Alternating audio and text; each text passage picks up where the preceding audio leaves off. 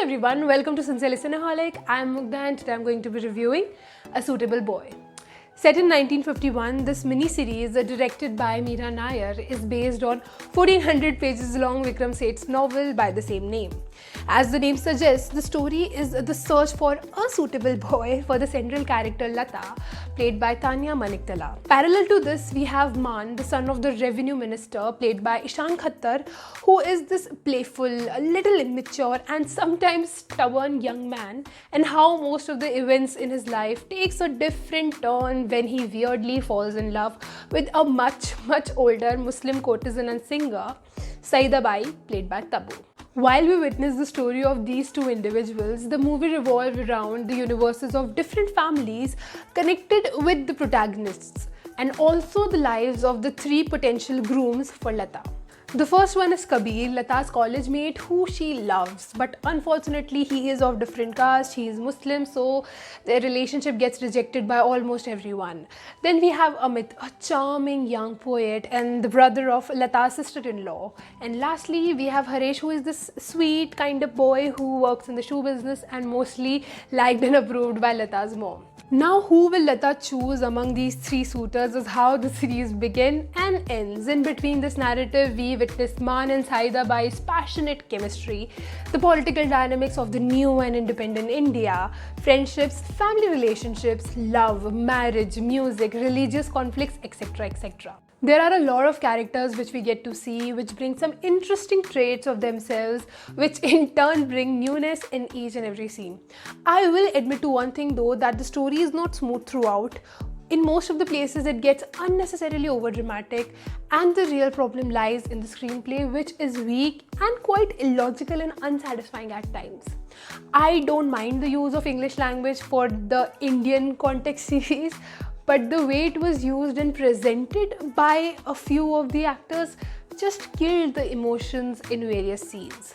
Many of the great actors couldn't mesmerize the audience with their performances because of their inability to maintain the comfortable balance between the English language, which kinda in turn made most of the conversation sound artificial.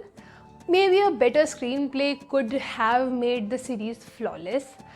At times, the language somehow returned to Hindi, Urdu and sometimes Bengali, and I liked that part. It was refreshing to watch the conversations taking a break from a little painful English dialogues, and the Urdu conversations were the best. The good part in the series is the cinematography, locations, costume, production and set design, and music.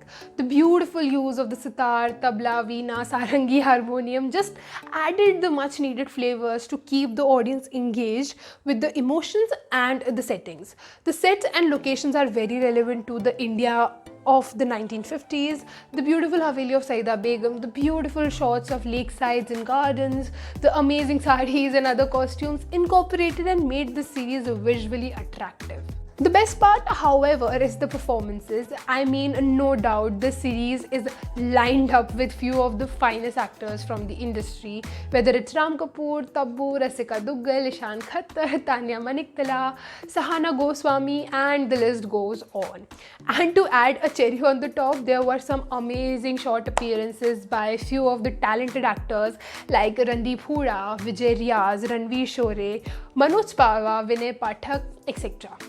Although I found Ishaan Khattar's performance the best among everyone. I mean, this guy is truly blessed with the acting talent, and I think he was given the maximum emotions to play with, and the quality with which he expressed every emotion is remarkable. Even though there are a few drawbacks, but I believe that this series is definitely worth a watch, because in total, A Suitable Boy is not disappointing and leaves you with a bunch of good visuals and emotions which are a treat for the soul. Hey, I hope you like this review. Let me know your views about it in the comment section below, and don't forget to subscribe to this channel, and you can also follow me on my Instagram handle by the same name, Sincerely Cineholic. Keep watching.